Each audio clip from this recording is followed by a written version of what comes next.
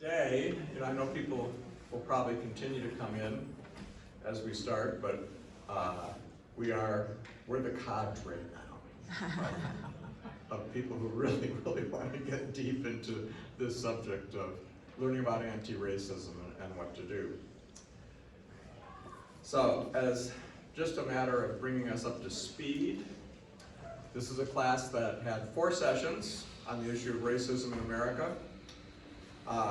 For 3 Sundays, we looked at the history of racism, beginning with its origin in the 15th century, all the way to the present.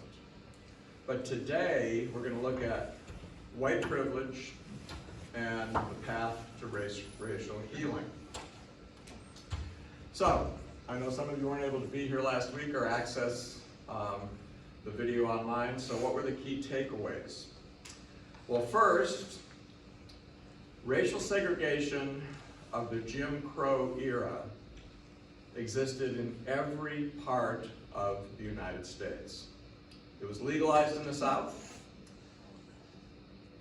where terror against blacks went unpunished, but also in the North, where it was upheld mostly by social convention, social custom, not law.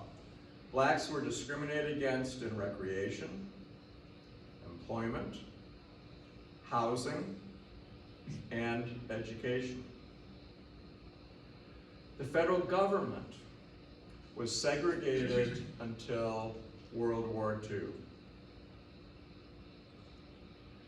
Popular culture was shot through with racism.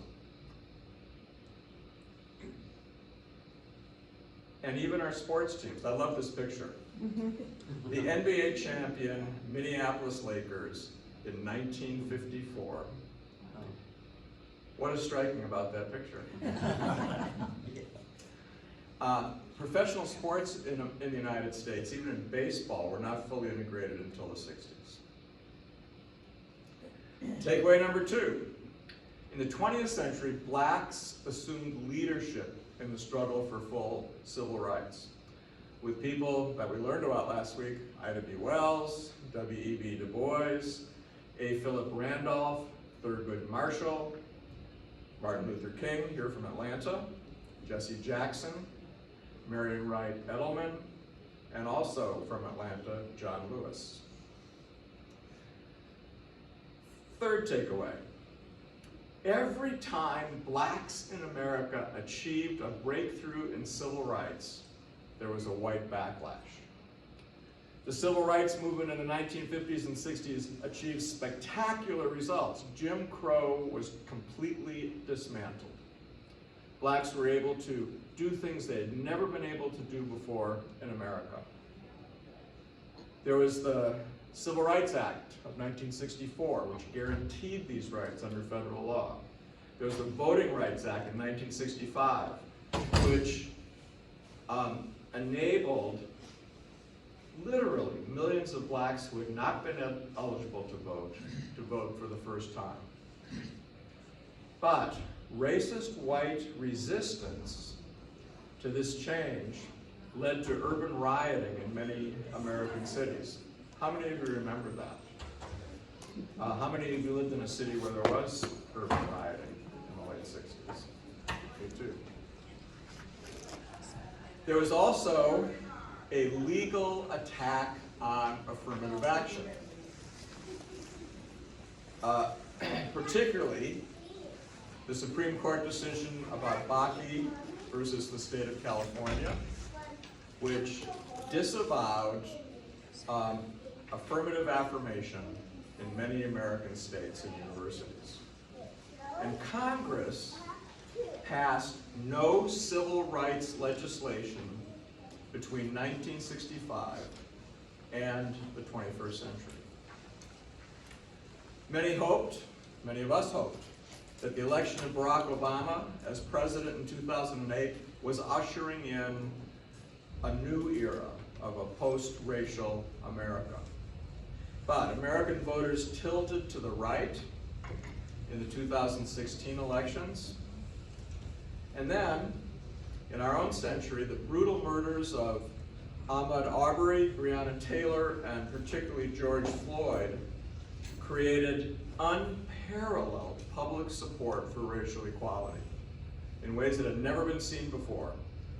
Yet, the white backlash was again strong and persistent. White supremacist groups came out of the margins and openly marched in many American cities. 44 state legislatures initiated legislation to restrict voter access. And, have you heard about this? Many school boards were disrupted by people who wanted to prevent their children from learning about our racial history. And in the state of Florida, they've succeeded. Okay, so what we're going to do today is talk about the movement from white privilege to racial healing. And I'm going to begin this by talking about my own journey, because I think many of you probably have experienced similar things that I have. I grew up in Wauwatosa, Wisconsin. I'll give $1 to anybody who can tell me where that is. Not far from the counter. I know Chris knows. This is a map of Milwaukee, and Wauwatosa is right there. Do you see that? Hard on the border of Milwaukee, the western suburb of the city of Milwaukee. This is a map of racial distribution in Milwaukee in 2020. As I grew up in the 50s and 60s, blacks in Milwaukee were confined to the red area. How's that possible? It was possible by redlining, by banks not loaning money for mortgages in certain neighborhoods to blacks. Only in certain neighborhoods could they get a mortgage for their home. And the city of Milwaukee also built a freeway around that area in red so that it hemmed people who lived in that neighborhood in that neighborhood. Growing up in Wauwatosa, it was almost an ideal childhood, I have to say. It's a wonderful place to grow up and live. The public schools were excellent. 95% of the people who graduated from my high school went on to a four-year college, which even few private schools can boast. My personal life centered around our church. It was the first congregational church. This was actually the largest congregational church in the country when I was a boy. And this is a picture taken in 2021. And you can see, it's still not integrated. I grew up in such a lily-white environment. I was 17 years old and a senior in high school before I had my first conversation with a black person. Isn't that hard to believe? It's not hard to believe if you lived in the North. So where did all this leave me? Well, I recognized very easily I was a beneficiary of white privilege, and not even conscious of it. But no door has ever been closed to me in education, in buying a house, in what clubs I wanted to join, in getting financial assistance from a bank, and in employment. So what is white privilege? Well, this concept was first presented by the sociologist Peggy McIntosh in 1988. It is the unearned, often unconscious, implicit, or systematic advantages white people have that people of color do not have. It's hard to see for those of us who were born with access to power and resources. It is very visible for those to whom these privileges were not granted. It's difficult to talk about because many white people have worked hard, have struggled and sacrificed for their achievements. And they don't feel in any way privileged. The question to ask, however, is this. And I have asked this of several people who told me, I grew up poor. I lived in a single parent family, and my mother often had to get food stamps for us to simply have stuff to eat. I struggled for everything I had. But this question is, for him and others, would your life, your education, and your career have been more difficult if you were black? White privilege should be viewed as a built-in advantage, but it's separate from anybody's particular individual income or achievement. What are some examples? Well, think about these things. You'll receive timely service in a restaurant. You will not be followed or harassed by security when you go shopping. You can buy a house in any location you can afford. You can walk through a neighborhood and not have to worry someone will call the police. You can be sure your children will have a curriculum that honors their heritage. You can always find dolls and picture books that look like your children or grandchildren.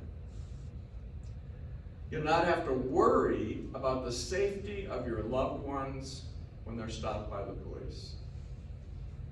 And you can be blissfully ignorant about the consequences of racism, never having to think about it at all. So where this all left me, I was against racism, but committed to assimilation. I believed in the Christian vision. There is no longer Jew or Greek, there is no longer slave or free, there is no longer male or female. You are all one in Christ Jesus, from Galatians 3. I believed in the baptismal covenant, which we all say publicly. We stand and confess this publicly every time we witness a baptism. Will you seek and serve Christ in all persons, loving your neighbor as yourself? I will with God's help. Will you strive for justice and peace among all people and respect the dignity of every human being? I will with God's help, in the baptismal covenant. I also believe in the American vision. I love America. I believe we are driven by principles of Christian faith and the political philosophy of John Locke. And my bedrock conviction was that every human being should enjoy full and equal rights. That was before I discovered, and remember, I have 2 degrees in history, including a Ph.D., and I never knew this until about 5 years ago. John Locke wrote the Virginia slave codes. I believed in what was proclaimed so clearly and simply in the Declaration of Independence. We hold these truths to be self-evident, that all men are created equal and are endowed by their Creator with certain inalienable rights, and that among these are life, liberty, and the pursuit of happiness. And that was before I learned about the depth behind that. But I did believe racism cannot coexist with Christian principles. America's founding principles demanded equality, but the work of anti-racism had no hold on me. I could live my life feeling these things and not pay any attention to what was happening around me. I also believed in the essential goodness of the American way, with the ideal of assimilation through the American melting pot. The melting pot is this monocultural metaphor for a heterogeneous society becoming more homogeneous, with the different elements melting together into a harmonious whole with a common culture. Public education would be the crucible in which all American children will learn to embrace the values of a single democratic society based on the English language. And anyone with talent, hard work, courage, and faith could rise to any place in American society. It would take me time to learn that black Americans were systematically excluded from the American dream. My conversion from assimilation to anti-racism began in Nashville, where I was dean of Christ Church Cathedral. I invited the Reverend Enoch Fuzz, who was still a friend, to lead a fellowship circle at our church. And it was 4 African-American clergy and 4 white clergy. We met for an hour and a half every Wednesday morning for 2 years. And in one of those sessions, one of those black ministers asked me a question. How often are you conscious that you're white? Think about that yourself. I thought about it. Well, I don't know. Maybe once a month. Maybe once a quarter. Usually only if I'm in a black neighborhood. So I said to him, how often do you become conscious that you're black? And with real sadness in his eyes, he said to me, every day. The mayor appointed me to be the chair of the Metropolitan Nashville Human Relations Commission, and we heard all the cases of discrimination. And I had to report I had to attend every city council meeting and report on issues that were happening with us. And because of that position, I was often asked to make comments about what was happening in the city. And in an interview with Tennessean about the 2004 elections, I was asked this question. What is the most important issue facing Nashville? And my response was unconscious. Without even thinking, I said, well, if I was black, it would be systemic racism. And I couldn't believe I'd said that. I was all ready to talk about all other things. But that was the first thing that came out of my mouth, and I kept pondering that and realizing this is true. But this transformation for me came to fruition in Atlanta. Catherine Meeks came to our parish at St. David's. Victoria, were you there for that? Okay, yeah. And in articulating the church's cowardice in challenging racism and the difference between assimilation and anti-racism, I realized powerfully she was speaking the truth of the gospel. So I changed my reading habits. The first book I read was The Stamp from the Beginning, The Definitive History of Racist Ideas in America by Ibram X. Kendi. I challenge you to read this. It's almost 1,000 pages long. And I have to confess, it took me about 4 months to get through the whole thing. But it changed, and I have a degree in American history. It changed my understanding of American history, our own history. Kenya's analysis, there are 3 responses to race. Racist and segregationist believes the white race is inherently superior to the black race, and racial hierarchy must be maintained by law and custom. There is the assimilationist position, which is the one that I held, which really, even unconsciously, believes the white race is inherently superior to the black race, and blacks must become as much like whites as possible to win acceptance. My favorite picture of assimilation. And then the anti-racist position believes that all racial groups are equal in all the ways they are different, and public policy must be changed to foster social and economic equality. But this book was even more important for me. One Summer in America, 1927, by Bill Bryson. How many of you have read Bill Bryson's books? They're great reads. They're so much fun.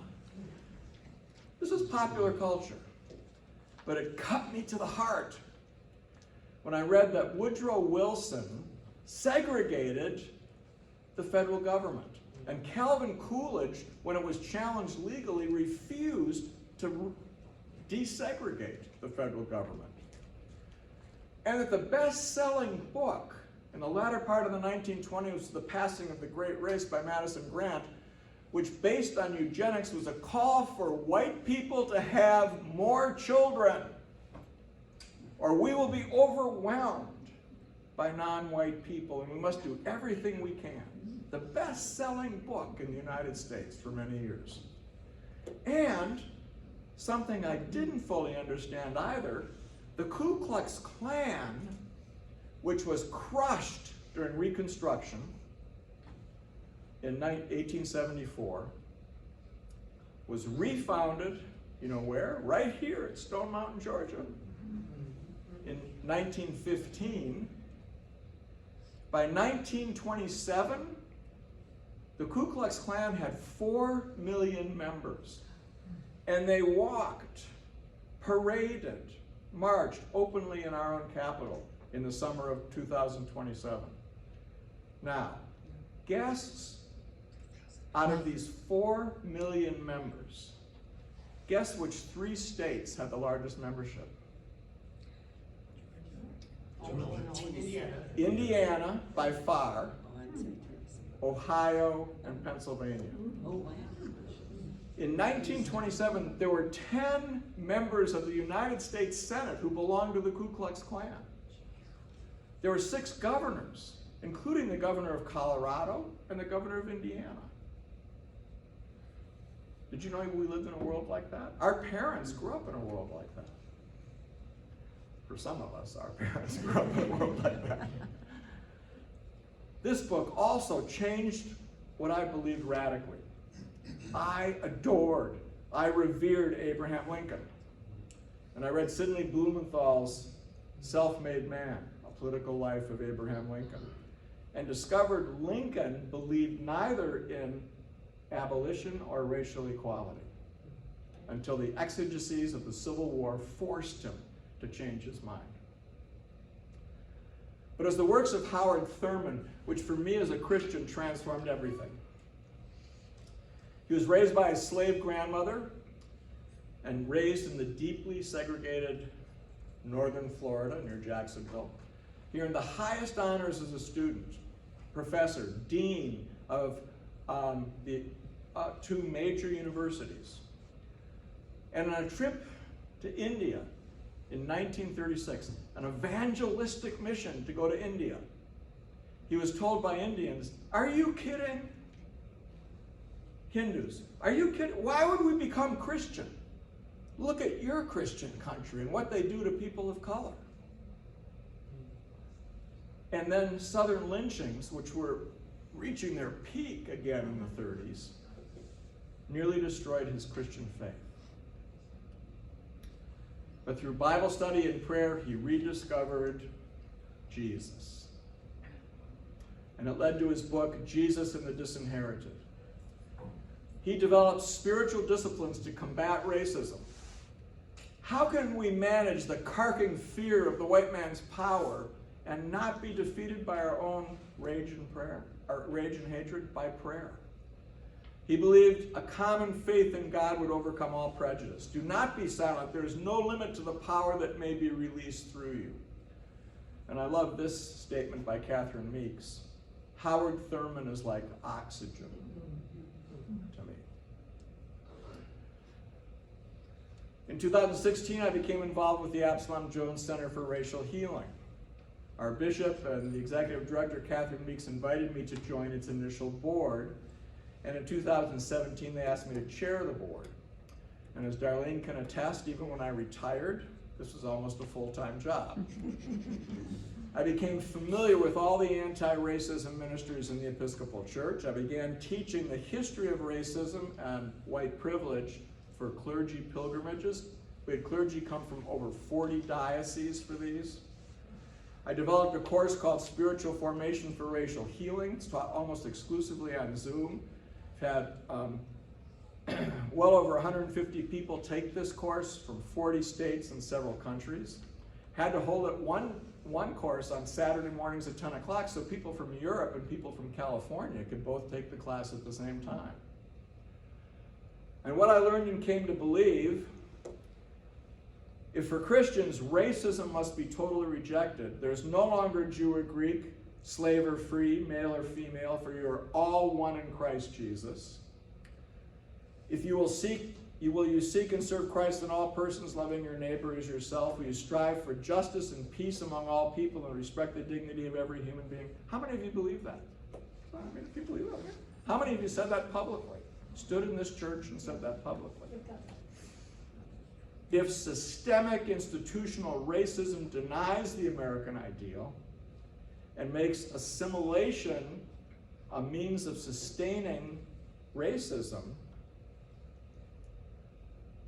we have to take a re-look at our founding documents. Because this document and our Constitution and Bill of Rights did not give rights to anyone but white men. And white men who own property, for that matter. And if the American church is one of the worst perpetrators of institutional racism through its fear and indifference, do you believe that's true? The most segregated hour in America is 11 o'clock on Sunday morning, Martin Luther King. And that really hasn't changed significantly. The work of dismantling racism must begin with the church, for us. And this is another part of the baptismal covenant. And this is something I pray about every day. When you fall into sin, will you repent and return to the Lord? I will with God's help.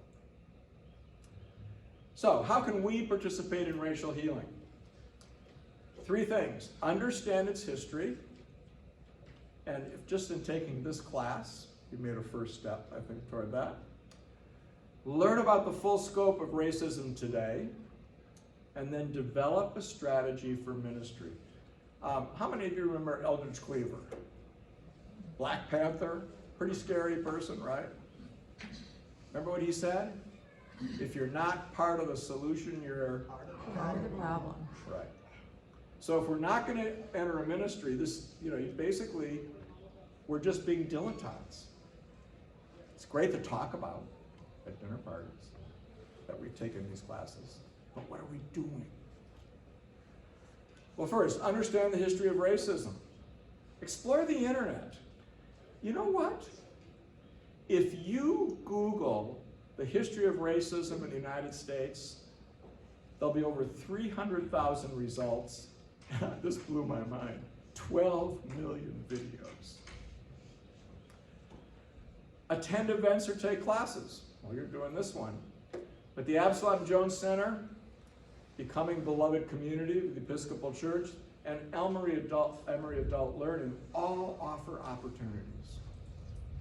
And then read. And I have 3 suggestions. Stand from the Beginning, which I already mentioned, which I said is almost 1,000 pages long, but I have an alternative for you I'll talk about later.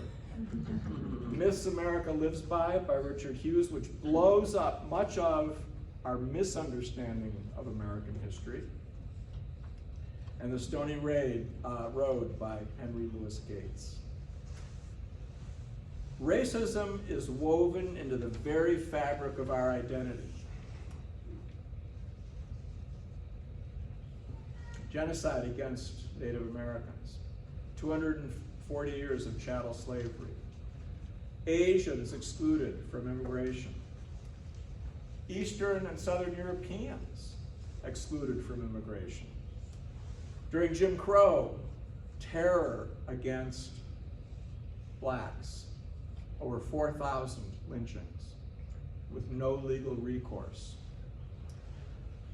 Deeply embedded legal segregation deep into the 20th century. Japanese internment during World War II. Have you ever asked the question, why were 150,000 Japanese Americans interred and no German Americans were interred? Why do you think that was? Fierce white backlash against civil rights, and even in our own time. The separation of families at our southern border where children were taken from their parents, and many of them did not have any idea where their children were for over 18 months. And, of course, targeting, particularly targeting of young African American men by our police. So, a second step is to learn about the full scope of racism today in America in 2023. Again, you can go through the internet. You can read, you can attend classes or events, but I have several books, and we actually have these sheets for you. So all the books I mentioned and websites I mentioned are on these. Please take them with you. They're on the back table outside that door. There's social commentary. These are great books. The Warmth of Other Suns by Isabel Wilkerson. How many have read that? National Book Award winner. Caste by Isabel Wilkerson. Also a National Book Award nominee. How to Be an Anti-Racist. Do you want to read the 1,000-page Stanford beginning? Read the 200-page How to Be an Anti-Racist, because much of the same arc is there. Great memoirs. Ta-Nehisi Coates, Between the World and Me. How many have read that? It was a bestseller for a long time. Wonderful book. The Yellow House, National Book Award winner. You ever enjoyed Viola Davis in a movie? Oh my goodness, this is a searing book. Wonderful book. And then All That She Carried by Taya Miles, which traces through an embroidered bag 7 generations of racism in the United States right up to the 20th century. And there's great fiction. The Underground Railroad by Colson Whitehead. And then 2 books I just finished reading, The Love Songs of W.B. Du Bois by Honoré Fanone Jeffers, and hell of a book, which, trust me, is hell of a book, by Jason Mott, also just won this year's National Book Award. Great novel. You will learn in doing this about the depth of American racism. By adulthood, most Americans have been exposed to a culture with enough negative messages about African Americans and other marginalized groups that as much as 80% of white Americans hold unconscious bias against black Americans. According to Harvard sociologist David Williams, this bias is so automatic it kicks in before we can even process it. It usually comes out of our unconscious. All racial, ethnic minority groups are stereotyping. We make instantaneous stereotyping, more negatively than whites. Blacks are viewed as the worst, then Latinos, who are viewed as twice as negatively as Asians. There is a hierarchy of rank. Isabel Wilkerson writes, if the lower caste person manages to actually rise above an upper class person, the natural human response from someone weaned on their caste's inherent superiority is to perceive a threat to their existence, a heightened sense of ill ease, a displacement, a fear of their very survival. And this disaffection is far more than economic. The malaise is psychological, spiritual, and emotional.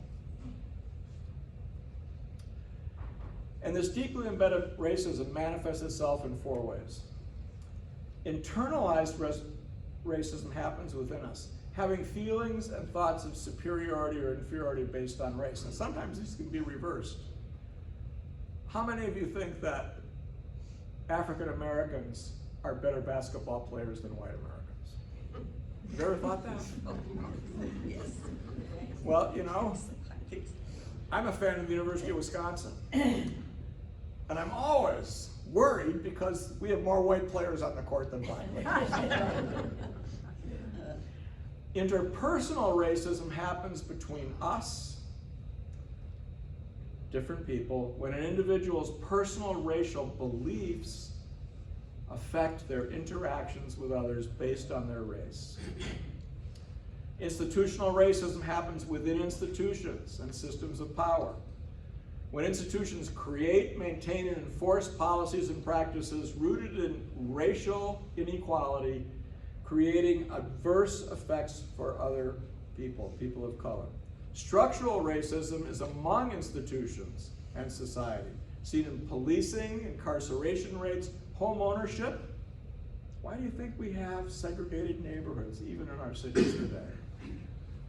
Lending practices by financial institutions, and voter suppression. White privilege extends through every aspect of American society. In employment, income, poverty rates, home ownership, wealth accumulation, which is based on home ownership. And until recently, and even a factor today, Black Americans have had a much, much harder time getting home mortgages than white Americans. And the basis of white wealth accumulation is in real estate. And in healthcare, insurance, life expectancy. And this is the most telling, rates of incarceration.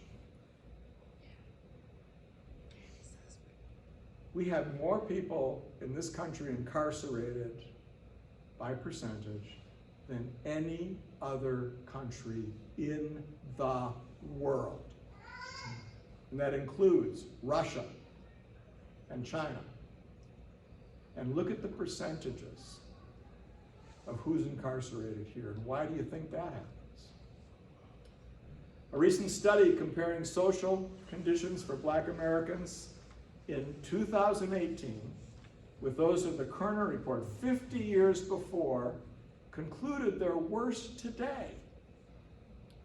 Today's educational segregation, real estate steering, predatory banking, healthcare discrimination, and community policing amount to daily forms of systemic racialized oppression that low-income white people do not experience. Okay, what else? Learn criteria through which you can understand racism more deeply and clearly. In Stand for the Beginning, Kendi defines racism this way. I find this very helpful. It's the belief that one race is superior to another in any way. His formula: racist belief argues that inferiorities and superiorities of racial groups explain racial inequities in society. Racial inequity is when two or more racial groups are not standing on equal footing. Racist policy is any measure that produces and sustains racial inequity between racial groups. Systemic racism is a marriage of racist policies and racist beliefs that produces and normalizes racist inequities. Racist policy and racist policy makers join together to create racist power. And think about a Black person trying to change how deeply embedded these things are in our society. In her book Caste, Isabel Wilkerson details 8 pillars of a racist society. Divine will. Others are non-whites are the cursed descendants, Blacks of Shem. Heritability, one's status is permanently set by race. You can neither earn or wed your way out. Endogamy, control of marriage and mating, allowing it only within one's race. Purity versus pollution. Contact with the inferior race will defile the superior race. Occupational hierarchy. Certain professions are exclusively reserved for the superior race, and other labor restricted to the inferior race. As late as the 1930s, only 5% of African American men had white-collar jobs. Dehumanization and stigma. During slavery, slaves were stripped of their identity and dignity. They were forced to labor without proper nourishment, had no control over their own bodies and families. Under Jim Crow, Blacks were denied appropriate pay, medical care, and education. And then terror and cruelty. for enforcement and control. A white, all the way through Jim Crow in the South, could inflict almost any act of violence or cruelty against a black without any consequence of justice. And then inherent superiority versus inherent inferiority. The mandatory deference of race drilled into those who are non-white at an early age. So what's to be done? Develop a strategy for ministry. As our presiding bishop, Michael Curry, has said, we wrestle against principalities and powers, and this demands spirit work. We need to name the evil of racism. Because racism has a spiritual core that manifests itself psychologically, intellectually, emotionally in individuals, as well as systemically in the evil structures of this world. All work for racial healing must be supported, upheld, and nurtured by disciplined spiritual formation. Committing to the practice of spiritual disciplines that will enhance racial healing, both for you personally and in your parish liturgies. Becoming actively engaged in ministries for dismantling racism. And again, from our presiding bishop, the church has the habit of avoiding Jesus like the plague. Would you agree, Monica? As Darlene and I have traveled around the diocese, I also agree with that. We have to open our hearts to Jesus, the Jesus of the gospel. Then the church will find its soul, not white supremacy. Some anti-racist activity will demand your courage. Catherine Meek says, there's but one remedy for all this: finding the courage to interrogate the fear and falsehoods and trust for a new way that to see and will lead to the wellness and freedom. The path to that freedom is open to anybody. In our daily lives, think if you could do this. Intervene if you see a boss or fellow educator treating someone differently because of their racial identity. Advocate for a co-worker to receive equal pay or opportunities. Be an active witness when you see people of color confronted by law enforcement or harassed by bigots, letting them know that you're there to support them, and do this: record what's taking place that strikes terror into the bigots.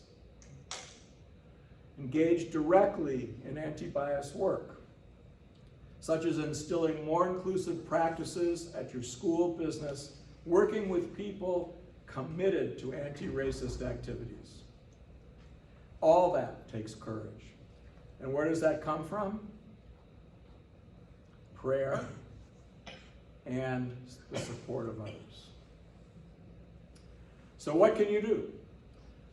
Take the diocesan dismantling racist training. How many of you have done that? I know some have. Good. Participate in programs offered by the Absalom Jones Center or other centers, either in person or online. Subscribe to a pertinent blog such as the Anti-Racism Daily. I get this every day, and I'm amazed at what's happened, what's going on. Read an important book, like I've said, like Kennedy's or Wilkerson's or Coates. And then get involved. Volunteer at a ministry working to counter racism right here, like Emmaus House. Atlanta Action for Racial Equality, showing up for racial justice, faith, and give. Dedicate a portion of your charitable gifts to the work for racial healing. Now, I'm no longer chair of the board of the Absalom Jones Center, but I can recommend that as a place where you might want to make that gift. So, that's the arc of where I wanted to go today, but I wanted to leave us a lot of time for any kind of questions or comments.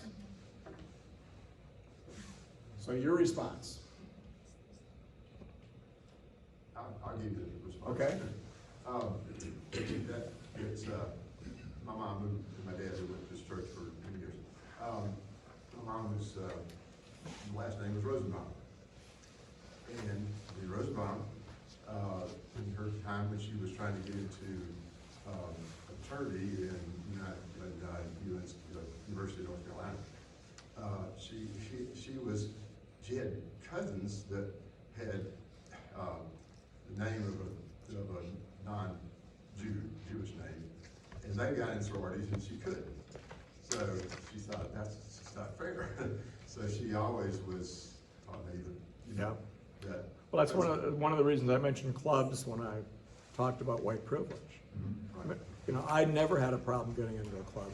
I worked for years in Nashville to get African Americans into a club that I belonged to in Nashville. I finally had to resign because it didn't happen.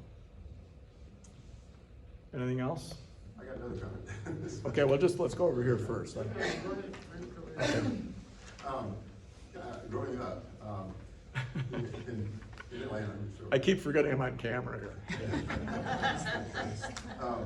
my mom, we had a maid. My mom taught school in Russell and East Point, and she had, when I was a child, she had a person that would, maid that would take care of me while she was teaching, and that's one of the lady that we had that for many years was, I don't know how many of y'all have ever been to a black congregation church, and I'd be curious about that in this. I have been. Our Mildred was her name, Mildred Hill. She was my mom's best friend, and went to, she was great, and we were family and everything else like that. But that's probably because of my mom with the Rosenbaum thing in Center. Sure. Now, a response to that. We have a beloved nephew who is African American, married to one of our nieces. He grew up in Charlotte, and he was a very bright, and he's extremely, talented, achieved a lot as an adult. His mother, who was a housekeeper for a very wealthy family in Charlotte, worked to get him a scholarship at the big major private school in Charlotte, and he did. That's where he graduated from high school. When she told her employers that her son was going to be going to the same school as their children, they fired her. What year was that? That would have been in, He's 42. he's 42 now, so it would have been in the 20 years ago. late 80s or 90s. Go ahead. Just three quick things. One, a lot younger than most of the people in this room, so I know people probably remember it differently. But I lived here for 27 years and went to Jacksonville. Saw a huge difference in what happened. Jacksonville was a lot worse. Yeah. But anyway, one of the things that hit me when I was younger was the fact that in Cobb County, during the 80s, if you were here, MARTA wanted to go out to Cobb and Gwinnett. And, right, exactly. And so they proposed a 1% sales tax out there. And they rejected it 3 times because they kept on saying that blacks were gonna come out there and buy. And so now, our transportation system is messed up because now Cobb County and Gwinnett County want MARTA out there, but they want it for the same price. Right. So, And just in response to that, I can say, I lived in Nashville for 10 years, and Nashville is a much, much more segregated and racist city than Atlanta is. I often felt like living in Atlanta is like living in a post-racial city. I know it's not, but it's so much better than many have cities. you found that all around the country in that sense that? Well, that's what I know, but, so I affirm what you said. Yes, go ahead. Well, there's a hodgepodge going on here. I grew up in Chicago, and you want to talk segregated. Oh my goodness, yeah, worse than Milwaukee. Yeah. As a matter of fact, we came down here, and my mother-in-law had a black maid, Frances, that she, trusted inherently and so forth. And my older son said, I don't like those people with black faces. Now, where that came from, I have no idea, but I really don't. And I apologized to her and I said, you know, Frances, I don't think he's ever seen a black person before. And that was true. I had not seen one, well, except on the buses when I was in Chicago itself, until I got to college. Yeah. So, Major cities, and there are probably, you know, close to 1 million blacks living in Chicago then, oh, too. easily, but they were all south side. South side, and You west never side, too. saw Yeah. them, as I say, except on the buses. Yeah. And we rode the buses too, so. And Martin Luther King said that Chicago was the most racist city he'd ever Oh, I can visited. believe that easily. Segregated, they called it neighborhoods, but that's segregation still. Sure. And that was not just blacks, but Polacks, Spics, you know, name it, and they were neighborhoods. Well, I have to say, when I grew up in Milwaukee, Milwaukee was the second largest Polish city in America. I mean, in the world, after Warsaw. Actually, I think Chicago had more Poles than Warsaw did. Yes, go ahead. I don't know whether this makes any sense. At my age, I've experienced all that you talked about and just have become aware at this advanced age. But what I keep going to is my grandchildren who have left the church because I think they see and they have such a different attitude that they're teaching me. And I wonder if some way reaching those people through the church would help our church grow and maintain and. Well, I think there's young people have often left the church because they see the hypocrisy in the church. Mine have, and one is very expressive, and we go round and round and that kind of thing. But the other thing I want to know is how do I access your talk? I know they say, oh, get It's it on online. YouTube. It's online here. Well, so I can just tell her to look for that. Yeah, and she'll there's a find it. link on the website, 'Cause I which can't didn't do it. work for some people, but it's also in YouTube, I think, isn't it? Okay, all right, so, I found it just searching Ken Swanson on YouTube.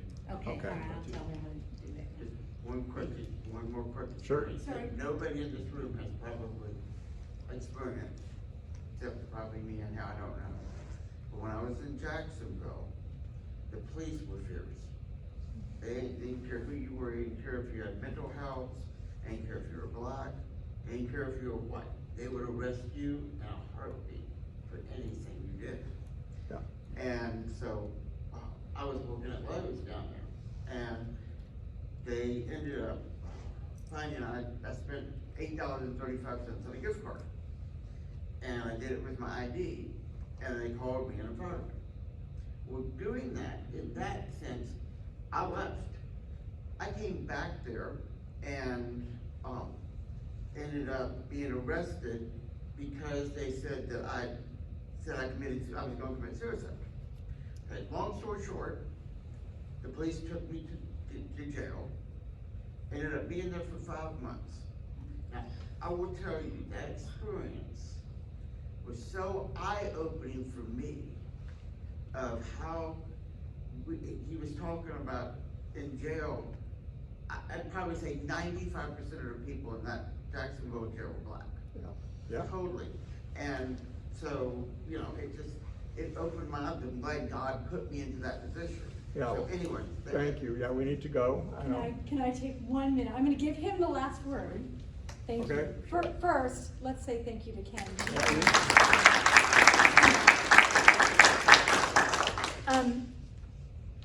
I'm gonna run to church. I hope those of you coming at 11 a.m. will do so too. I'm walking. Quickly. And I'll give him the last word, but wanted to thank you in particular for you sharing today your journey.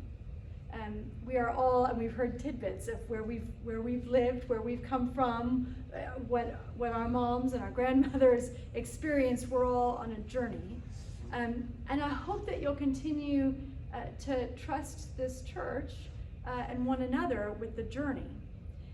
We certainly have work to do. Some of us are very aware of that. Some of us don't want to see that. And I will say in particular, and I'll say something clear and direct and a little bit harsh so that we just hear it and know it's in the water, is that in my tenure, as you know, I've hired several African Americans. And their experience here has not been positive. That's a broad sweep. I don't want anyone going up to one of them and saying, you're African American. Monica said it's not positive. I would say generally that the word is, and I said this 3 years ago at an annual meeting, and I was quoting one of our staff members who exited, it is difficult to succeed as a person of color at St. Martin's. That was the quote. And I repeat that. I think several of our African American brothers and sisters might say it's difficult to succeed in Brookhaven as a person of color. It's difficult to succeed in Atlanta as a person of color. To your point, those of us with white skin sometimes don't have to think about our whiteness on a daily basis like some of our brothers and sisters do. The next steps in the journey include a pilgrimage will take April 21st and 22nd. If you want to be on that pilgrimage, several of you have signed up, thank you. We really need to know by this Friday. So please do speak to me, Victoria, email the office, but let us know, because the whole numbers game and the hotel room and the tickets, that's important to us, the RSVP. Secondly, after Easter, Wade Mitchell, one of our own, is leading a class on the questions of Jesus, particularly with a lens toward racism. So that's a journey we'll take. Ken and Darlene continue to worship among us, or sort of a resource among us.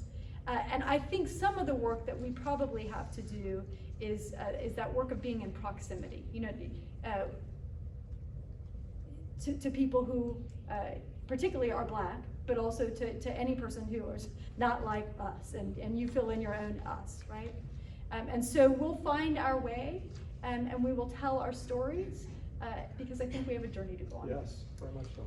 I'm gonna go begin worship, and I hope you'll join me, but Ken, the last word, thank you. My last word is gonna be a prayer. The Lord be with you. And also with you. Let us pray. Heavenly Father, we thank you for this opportunity to gather together. We thank you for our freedom to discuss these and hear these things freely. We ask that your Spirit work in our hearts and minds to help us have the courage to stand against racism whenever and wherever we see it, and to extend your kingdom. And we ask this because we desire more than anything else to be faithful to your call to us in Jesus Christ. We ask this blessing in the name of God, Father, Son, and Holy Spirit. Amen.